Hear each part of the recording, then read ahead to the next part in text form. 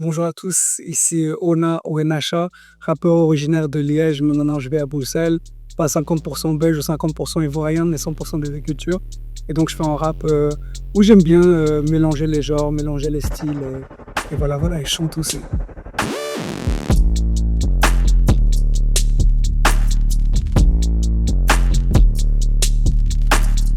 J'ai vu en clip celui de Fat Man Scoop et de Faith Evans, Be Faithful, en 3D avec les grosses têtes.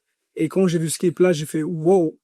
Et en fait, ça m'a donné une impulsion du hip-hop. J'ai fait, yo, j'ai trop envie de faire ce truc-là. Et puis, il y a un rappeur français qui s'appelle This Is La Peste, qui lui, en fait, est en métis.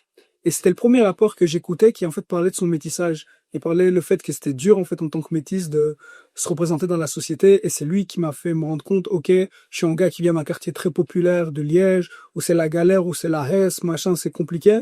Mais pour autant, je prends, en fait, des valeurs positives et j'essaye, en fait, de me détacher, du coup, de cette espèce de déterminisme social, tu vois. Et en gros, c'est ça. Et j'ai dit, ah, mais en fait, moi aussi, je peux rapper.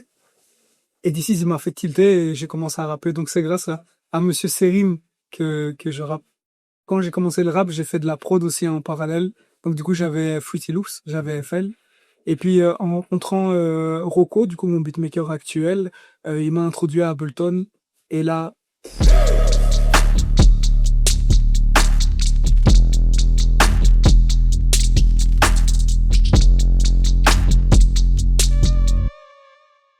quand j'ai commencé, du coup, à faire du rap sur scène, j'ai jamais été, en fait, un rappeur DJ. Tous mes beatmakers en fait ont toujours fait en fait un instrument de musique et nous quand on a commencé l'essai du coup en 2019 dès le début on a voulu en fait rajouter des instruments de musique et donc là au début c'était avec Dom qui lui en fait lui il est multi-instrumentiste et donc sur scène on était du coup avec guitare piano et basse et en Charleston et donc du coup pour il y avait un morceau trap qu'on aimait bien et c'était le dernier morceau du set et en fait on utilisait la Charleston et donc les gens étaient en mode waouh ils prennent un charlet ils prennent une hi-hat et le type il tapait comme un bourrin dessus et il y avait un truc et puis de l'autre côté il y a Rocco qui lui fait de la flûte traversière et il utilise en fait le push Ableton Push et de là en fait on s'est dit mais putain vas-y on a envie de mettre en avant le live en fait à mort et de là on a commencé avec cette formule là mais moi on était quand même encore fort dépendant des bandes tu vois. Et ça nous posait un peu problème. Et là, pour le nouveau show, là, du coup, de On n'a pas la même volument, donc le projet, on s'est dit, pourquoi pas, en fait, rajouter un batteur à la formation. Et il s'avère qu'il y avait un batteur trop fort de Liège que je connais depuis longtemps qui s'appelle Timo, qui nous a en fait rejoint dans la formation. Et ce qui est cool, c'est que nous, au début, on voulait pas de batteur parce que c'est des morceaux trap, c'est des morceaux électroniques et on voulait pas en fait dénaturer le côté électronique avec de l'acoustique. C'était ça au début, on n'était pas très très chaud. Et puis en fait, quand on s'est associé avec Timo, on s'est rendu compte que ben il y a plein de matériel qui existe en fait pour reproduire les sons électroniques, dont tout ce qui est trigger, tout ce qui est tu vois les espèces de tablettes Roland comme ça, tu topes dessus. Et en fait de là, on a passé le pas.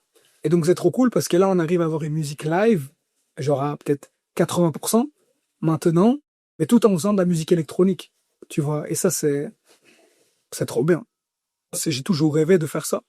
Honnêtement, j'ai toujours rêvé de pouvoir aller aussi loin et de pouvoir être hyper indépendant parce que tu sais, depuis que maintenant on est presque complètement autonome sur la musique qu'on propose en live, je profite beaucoup plus et je suis beaucoup plus ancré dans mes sons. J'arrive beaucoup plus à les vivre. C'est comme si à chaque fois que je fais mes musiques en live, c'est comme si je revivais l'instant où je pose ma voix dans le micro au studio. Tu vois, c'est fort en vrai parce que malheureusement, actuellement, avant, hors caméra, on parlait beaucoup du playback, de ces trucs-là. Mais tu vois, quand tu vois des rappeurs ou autres qui font du playback sur scène, comment tu peux vivre ton morceau quand tu fais du playback? C'est pas possible.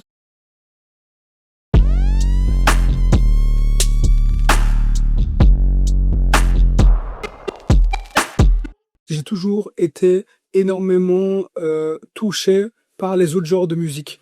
Et donc moi, dans les autres genres de musique, ben c'est beaucoup plus propice en fait à du live complet, notamment le jazz ou même le reggae, où le reggae c'est très live, tu vois, c'est très très live. Et donc du coup, j'ai toujours eu un peu aller ce double regard où en même temps j'aime trop les concerts rap, juste DJ, micro, ça rappe, j'adore, ça kick, ça n'arrête pas, j'aime trop. Tu sais, je pourrais être devant un gars pendant 2 heures, il me kick. Il me raconte sa vie, il me postillonne dessus, il est comme ça, lourd, tu vois. Mais aussi, j'aime trop quand il y a des artistes qui viennent, genre, prendre des quatuors, prendre des orchestres complets. J'adore aussi, tu vois. Mais c'est clair que moi, par rapport à ma musique, ouais, c'est un peu une obligation parce que, tu vois, même l'IA prend beaucoup de terrain. C'est une très bonne chose. Mais de l'autre côté, il faut qu'on redouble d'efforts aussi pour montrer que, en fait, quand il n'y a pas, en fait, d'humain derrière, bah, la musique se perd un peu. Et je pense que le live, c'est une bonne manière de dire, hey, les humains, on est toujours là et on a quand même un esprit critique que l'IA n'a pas forcément et on a, en fait, des émotions que l'IA n'a pas forcément. Et ça, je pense que c'est important. Surtout dans l'époque dans laquelle on vit, je pense que le live va être de plus en plus important. J'ai l'impression qu'en fait, comme on est en plein dedans, on se rend pas encore compte. Mais moi, j'ai l'impression que l'impact de l'IA, c'est quand même astronomique, c'est quand même genre exponentiel par rapport à ce qu'on est en train de, ce qu'on a vécu avec Internet. Après, peut-être je me trompe, mais tu vois, là, j'utilisais Suno juste pour rigoler. Mince, mince, je peux faire une chanson sur les carottes de Madarom pendant, en 1 minute. L'IA, c'est quelque chose. Mais il faut en fait savoir l'utiliser. Je pense que moi, j'ai beaucoup de personnes autour de moi qui sont un peu sceptiques par rapport à l'IA. Mais je pense en fait que la meilleure manière aussi de être moins sceptique ou en tout cas d'avoir moins peur, c'est aussi de comprendre comment ça fonctionne et en fait d'apprendre à l'utiliser. Pas forcément de l'utiliser, mais de comprendre en fait comment le truc fonctionne. Tu vois, genre Pascal, c'est le premier qui m'a parlé de Sono. Alors que le gars, son métier, c'est de créer des sons et c'est de faire du beat. Mais le gars, il va me parler d'une intelligence artificielle qui peut remplacer son boulot. Tu vois, il y a un espèce de rapport complètement différent.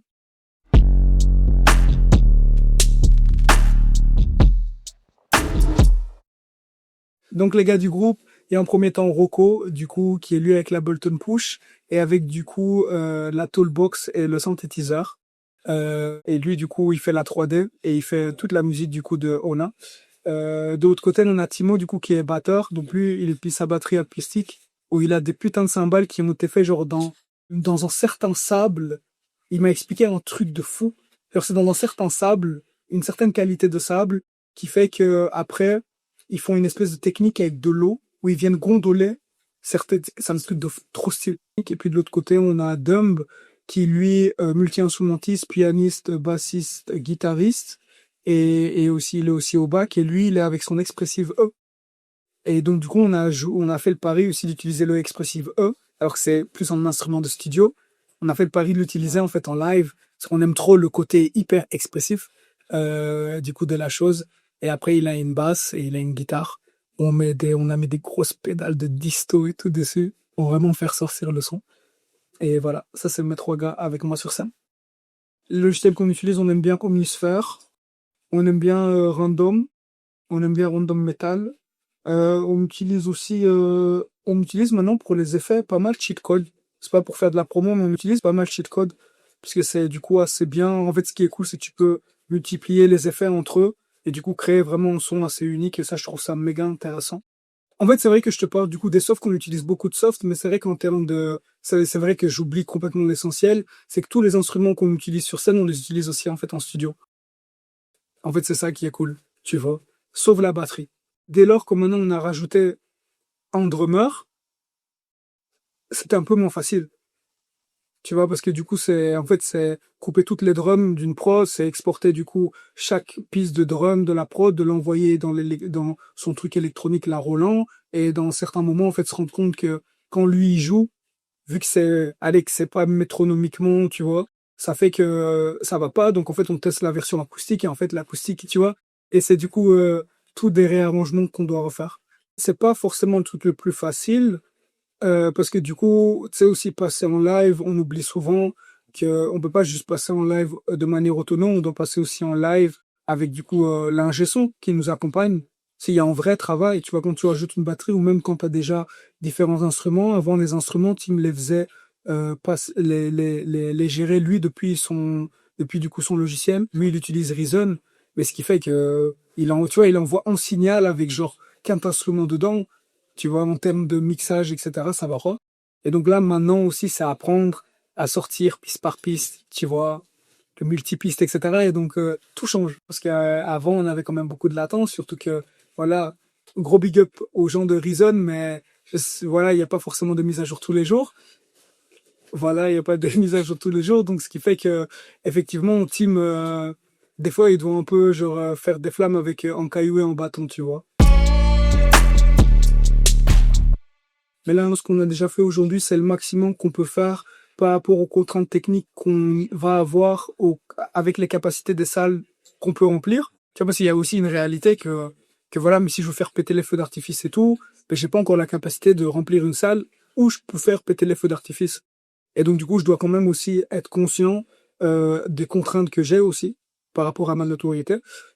Cependant, moi, j'ai envie de commencer aussi à jouer en live. C'est ça qui me manque maintenant. Et donc, du coup, placement de produit qui n'en est pas un. Avec Pascal, on a beaucoup parlé aussi d'intégrer du beat surfing sur scène. Et moi, j'aimerais vraiment intégrer beat surfing parce que c'est une grosse alternative à moi qui rappe et qui chante en même temps, de pouvoir en fait facilement juste glisser mon doigt sur un iPad et en fait faire une mélodie qui tient la route et en fait la répéter et puis réagir, interagir avec le public et arrêter, puis après remettre. Et c'est la prochaine étape. Là, j'utilise déjà un peu de l'autotune juste pour faire des interactions et pour faire des wow, tu vois. Mais à l'avenir, ouais, j'aimerais bien pouvoir interagir plus. De fou. Et si je peux faire des projections encore plus incroyables, tu sais, avec Rocco, on voulait faire un délire, on voulait m'accrocher des espèces de caméras de motion capture et faire une espèce de truc en temps réel. En gros, tu sais, je bouge ma main et en fait, directement, ma main est reprise dans le logiciel Blender, tu vois. Ouais, toi, tu sais très bien de quoi je parle. J'aimerais trop faire ça. T'as la combi? On va discuter.